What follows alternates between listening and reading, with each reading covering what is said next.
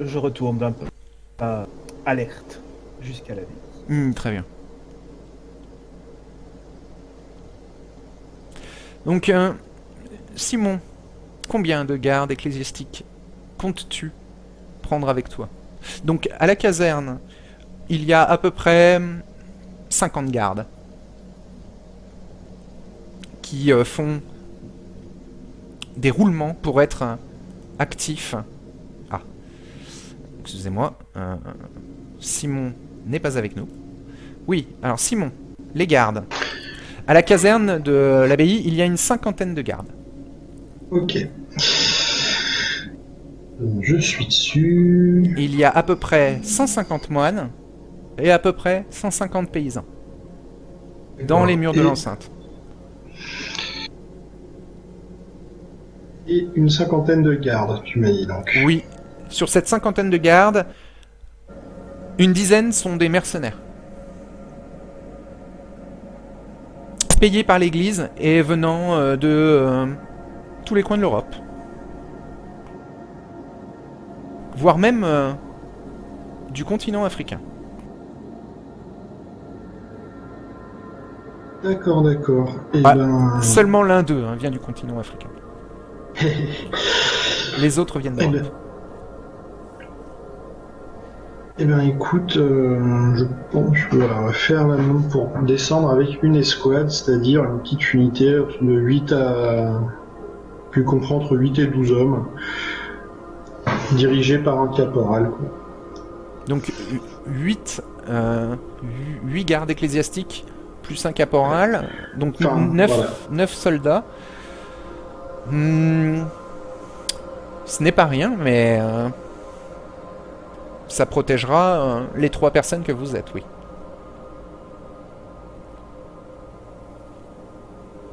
Donc, Là, puis tant qu'à faire, c'est choisi ceux par qui j'aurais pu avoir des contacts absolument. réguliers la nuit, genre avec qui j'ai Certains, pu faire des passes d'armes, et effectivement, ce genre de choses. certains te sont plus fiables que d'autres. Voilà. Pas de souci. Donc, tu commences à un petit peu aller à la caserne pour aller un petit peu trier les 9 hommes que tu vas missionner. Hein.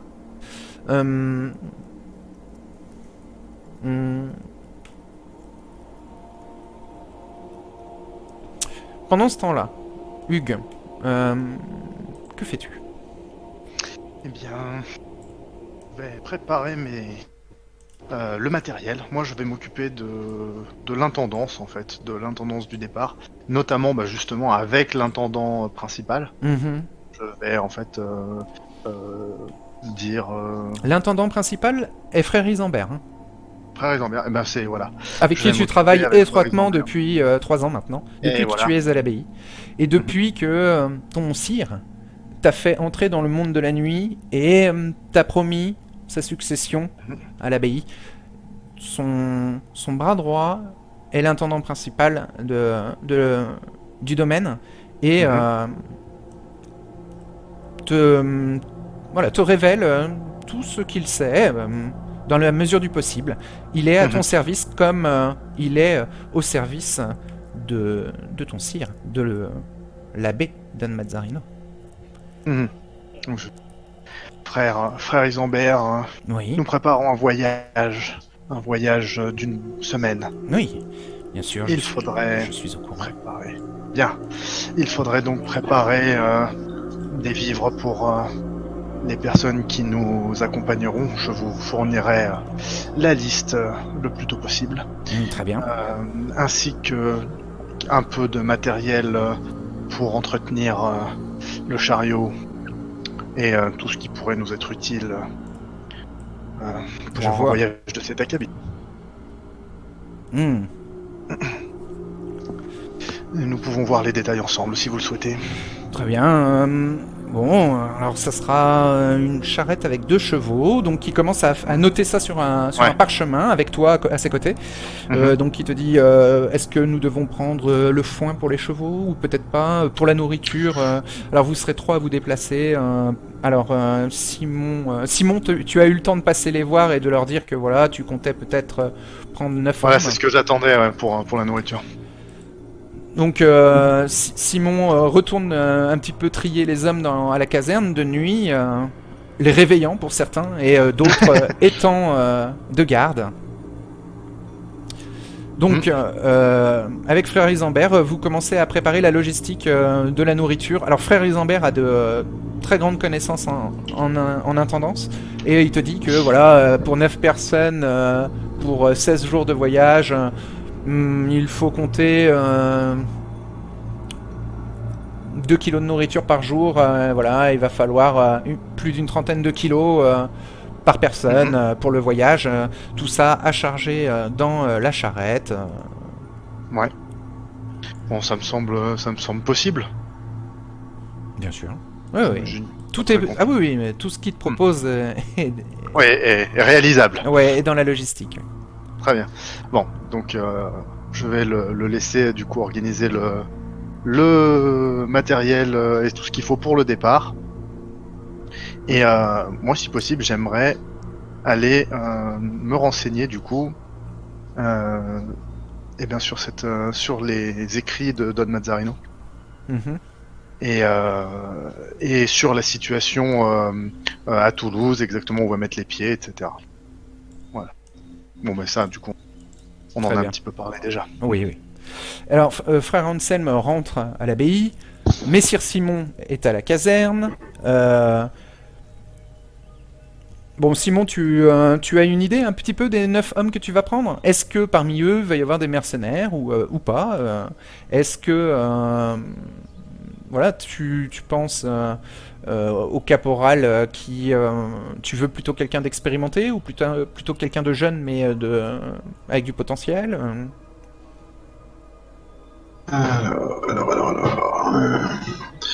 Concrètement, pour le caporal, voilà, on va prendre quelqu'un de jeune avec du potentiel pour justement qu'il puisse se faire de l'expérience ailleurs qu'entre les murs d'une abbaye. Ok, j'ai choisi pour cela le caporal Clauda. Je vais noter les noms à mesure.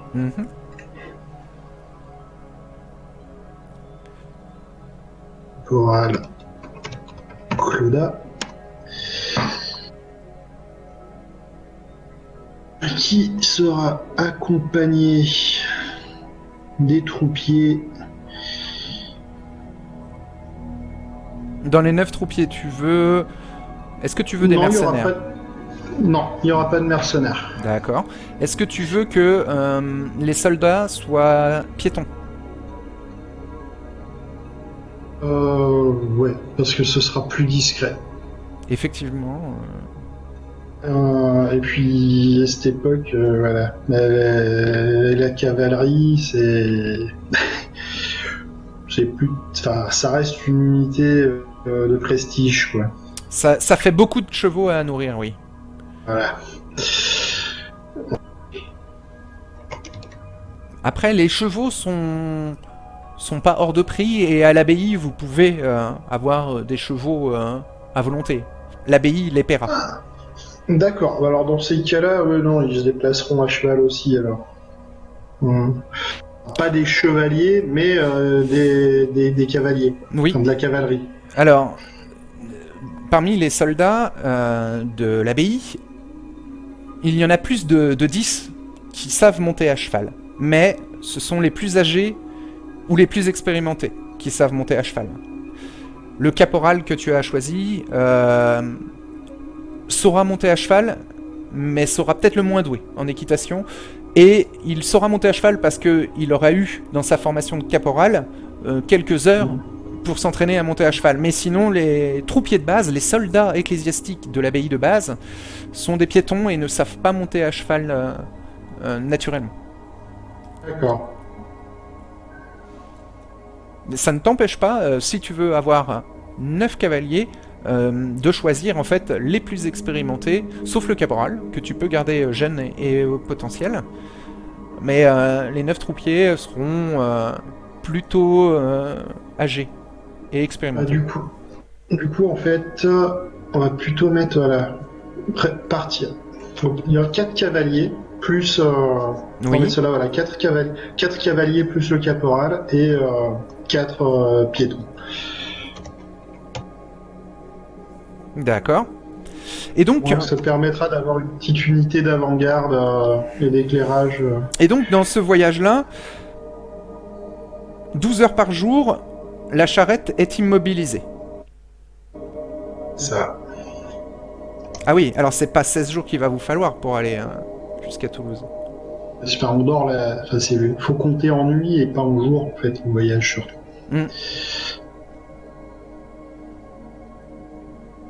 Et là, cavalier Éloi. D'accord. Alors, frère Hansen, tu es rentré à l'abbaye pendant que Messire Simon s'occupe de la garde et que Révéren Hugues s'occupe de l'intendance et de la logistique, et puis disparaît. Que fais-tu? Je vais récupérer mes quelques affaires de voyage d'abord, Oui. me grimer de manière à ne plus être un moignon. Ah, tu enlèves ta bure? Je vais enlever ma bure, prendre mes vêtements de voyage et un grand manteau, mon armure de cuir. De quoi ne plus être le frère Anselme, Mhm. mais simplement Anselme, Le voyageur. l'aide de camp. L'aide de camp. L'aide D'accord. de camp. Pour le voyage, j'ai fait prévenir Simon que il me récupérerait en dehors de l'abbaye. Je vais passer par les chemins dérobés pour repartir avec la livrée en tant que simple serviteur pour l'ensemble. Je m'occuperai des menus préparatifs, ça et là, pour le révérend et pour Maître Simon. Hmm. Vous ne partez pas cette nuit, hein. Vous préparez votre voyage cette nuit, mais vous partez vraisemblablement au crépuscule de la nuit prochaine. Puisque là, la nuit est déjà avancée. Toi, le temps que tu ailles à Paris, dans le sud, pour aller y rencontrer Haken, puis ensuite de revenir, la nuit est quand même bien avancée, hein. Ouais. Du coup, je prépare tout ça. Mhm. Je cache à l'intérieur de mes quartiers secrets mon attirail d'alchimiste. Hein. D'accord. La mission est trop importante pour risquer, par mes activités, de faire remonter, ressurgir le philosophe naturel que je suis. Oui. Donc, je ne vais porter avec moi que le strict nécessaire pour voyager. Une gourde d'alcool un peu fort que j'aurais mélangé avec des herbes, Mhm. histoire de me livrer comme un joyeux luron à l'ivresse des hommes qui vont accompagner le voyage, Mhm. si besoin. Et je partirai chasser, de sorte d'être repu pour commencer à voyager. D'accord, très bien. Bon, déjà, tu peux indiquer que ta réserve de sang est à son maximum. Merci. Tu prends le temps de chasser, de trouver tes proies habituelles, et de t'en nourrir pour préparer tes forces pour le voyage. Très bien.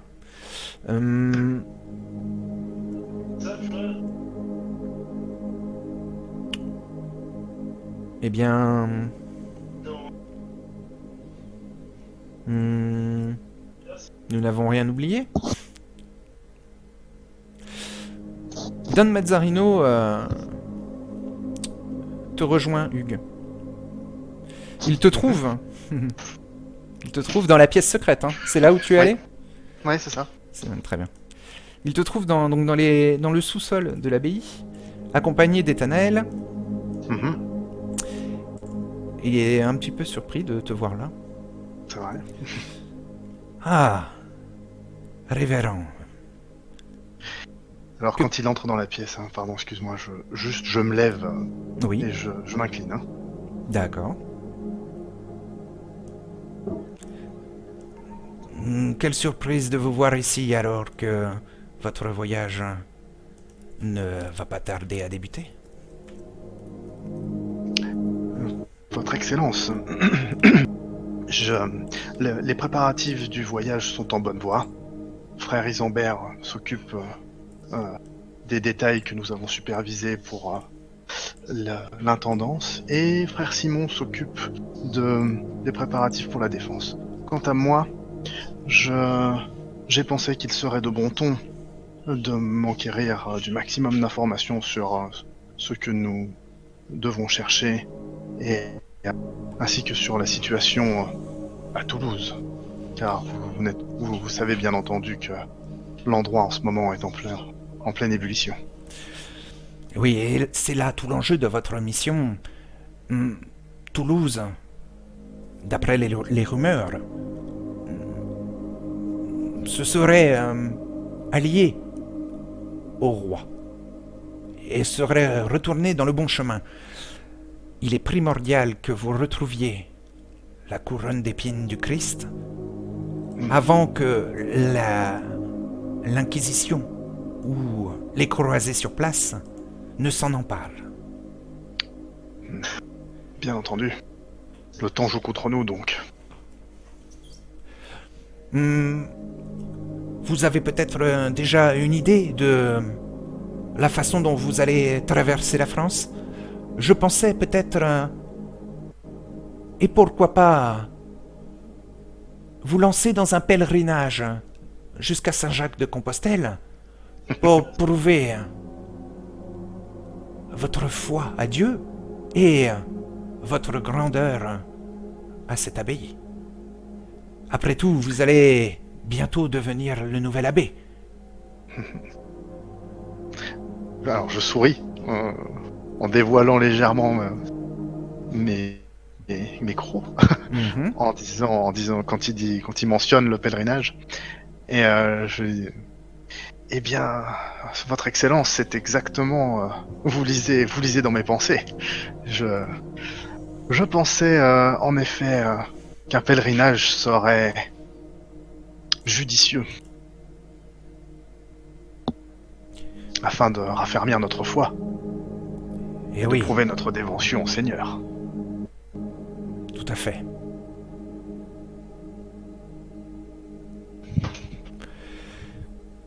Vous imaginez que cet artefact, cette mission que je vous ai confiée, va potentiellement changer le destin de l'Europe. Et de nombreux clans parlent d'une apocalypse imminente dans la société caïnite. Une apocalypse qu'ils appellent l'AGN. Je fronce les sourcils. Une fin du monde où les fondateurs de chacune des lignées présentes en Europe va se réveiller et va appeler ses enfants à lui pour étancher sa soif, puis ensuite se relever pour boire le monde. Pensez-vous que cela puisse véritablement arriver? Les plus érudits d'entre nous en sont persuadés. Et je suis sûrement trop jeune pour avoir des réponses proches de la vérité. Notre mission en est d'autant plus vitale alors. Tout à fait, révérend Hugues. Eh bien, nous reviendrons avec l'artefact ou nous ne reviendrons pas. Vous reviendrez avec un futur serein qui nous sera promis.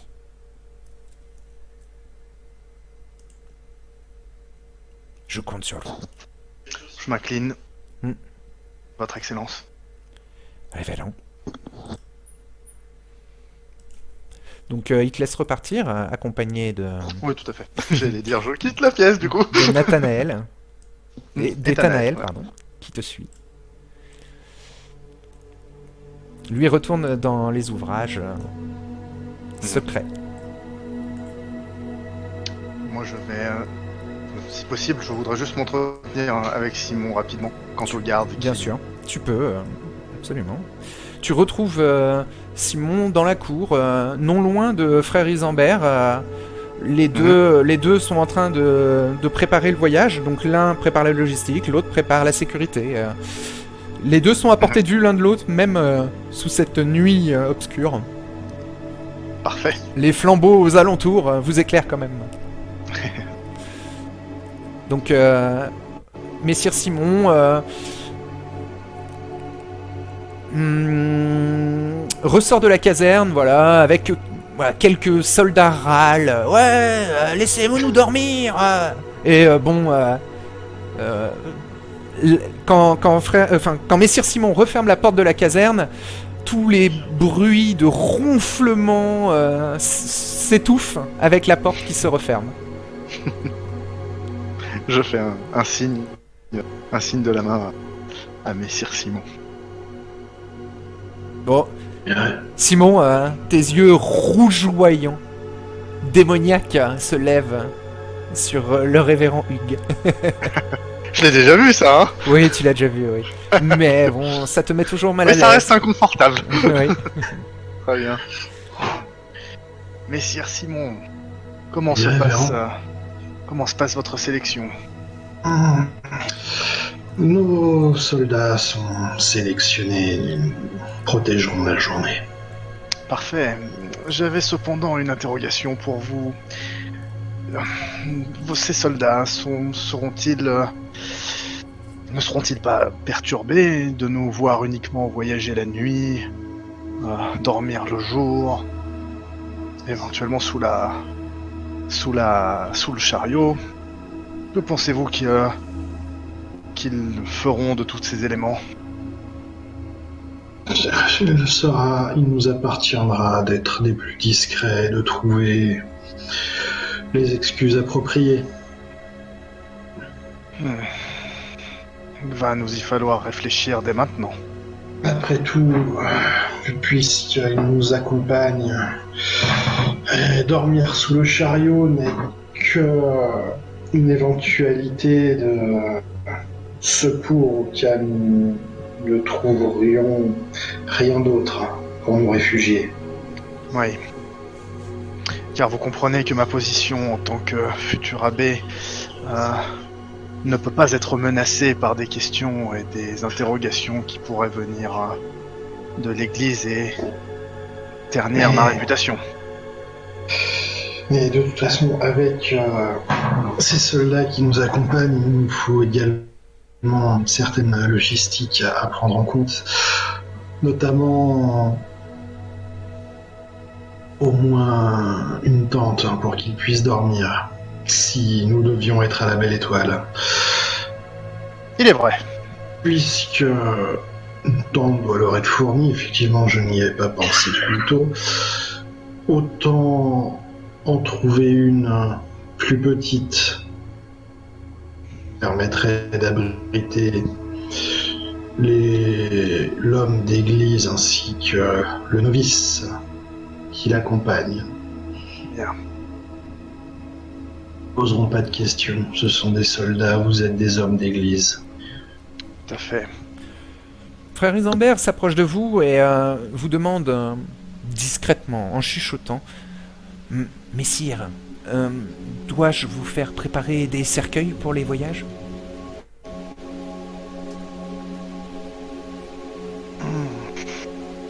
Ça, c'est peut-être un peu grillé, quand même. Probable, mais devront dissimuler nos corps autrement. Plutôt des peaux que des cercueils. Les peaux nous permettront de doubler la toile de la tente qui la rendra complètement obscure et feignant des couvertures, ils se couvriront intégralement. Ainsi, leur corps cadavérique ne sera pas visible.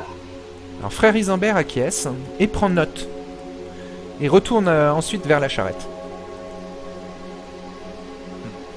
Que penseriez-vous de voyager peut-être aussi le matin? C'est-à-dire, cela permettrait aux hommes de se reposer l'après-midi, le début de soirée, le temps que nous relevions. Et peut-être que ça correspondrait un peu mieux à leur rythme de vie. Voyageons la nuit, un petit bout du matin, puis les hommes se reposent, et nous repartons en soirée. Pourquoi pas? Après, la plupart de ces soldats sont rompus au travail nocturne, mais effectivement, nous serons moins suspects si nous voyageons une partie de la journée. C'est cela.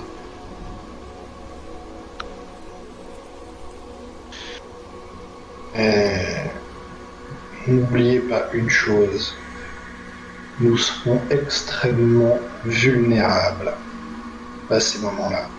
Et En effet. Anselme, tu as fini ton pactage. Tu peux rejoindre tes deux acolytes si tu veux Effectivement. dans la cour. Je viens voir si les préparatifs sont et à mes goûts. Oui, les préparatifs avancent clairement. La charrette, frère Isambert s'en occupe avec Ethanaël qui lui tourne un peu autour, il regarde un peu ce qui se passe. Frère Isambert qui demande à quelques gardes d'aller chercher des pots de bêtes, d'aller chercher un essieu et de charger la charrette, de préparer le bivouac et les tentes pour les gardes qui escorteront cette charrette. Donc quelques questions, quelques rumeurs commencent à apparaître dans l'abbaye concernant cette charrette en préparation. Mais bon, il est tard dans la nuit et voilà, il y a peu de rumeurs. Hein. Les distillateurs de rumeurs dorment à cette heure-ci. Je regarde la charrette. Révérend, ne souhaiteriez-vous pas emporter quelques enluminures de notre splendide abbaye, de sorte de les étudier pendant la journée sur les routes? Je te fais un sourire. Bien entendu, j'avais moi-même pour projet d'emporter quelques lectures. Cela pourrait faire quelques cadeaux aux abbayes sur lesquelles nous passerons, par exemple. Bien. Si son Excellence accepte de se séparer de quelques ouvrages dûment copiés par nos soins, je n'y vois aucun inconvénient, au contraire. Et puis vous comprenez, il faut bien que ce pauvre Ethanaël ait un peu de lecture et d'éducation sur la route. Et n'est-il pas habitué à s'entraîner à la copie pendant la journée? Ce sera une très bonne occasion pour lui. Il débute. En effet. Cela me semble être une très bonne idée. Bien. Très bien. Vous prévenez frère Isambert qui va charger quelques copies d'ouvrages de théologie qui sont dans l'abbaye et qui permettront effectivement de mener des échanges fort intéressants pour d'autres lieux de culte plus au sud dans la France.